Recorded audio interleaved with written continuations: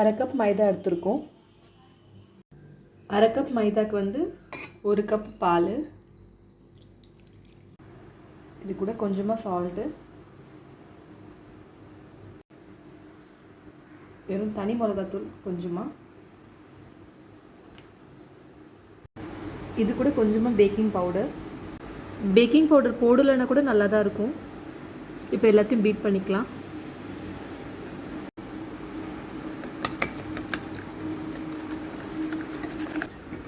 இதில் chicken add பண்ணிக்கலாம்.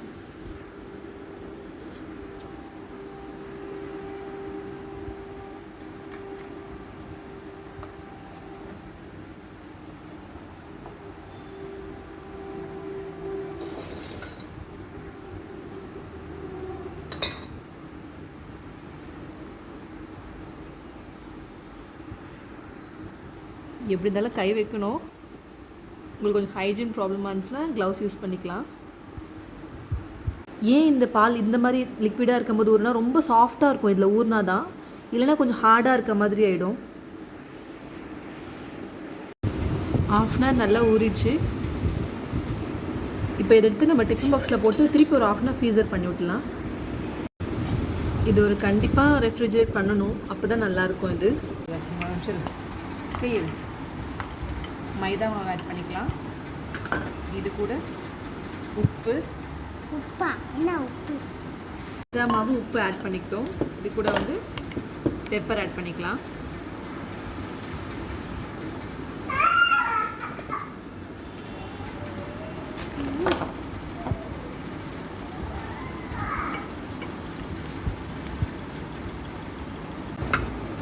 இப்போ நல்லா ஊறின சிக்கன் வந்து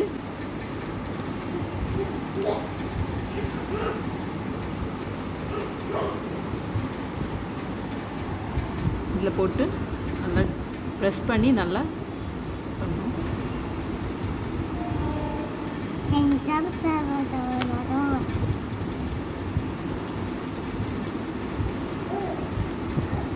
அதுக்கப்புறம் normal water or cold water அதில் டிப் பண்ணி திருப்பி இன்னொரு வாட்டி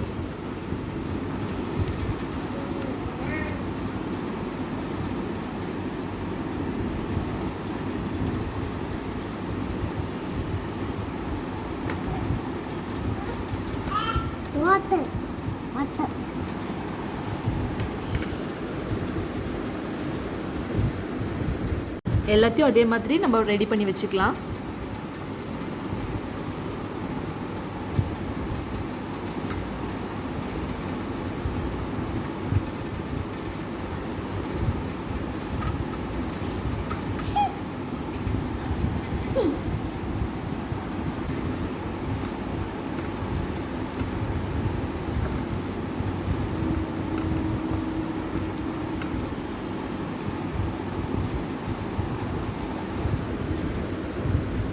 ஆயில் நல்லா சூடாக இருக்குது.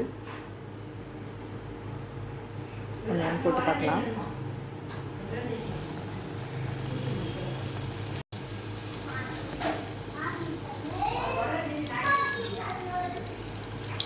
இதுவா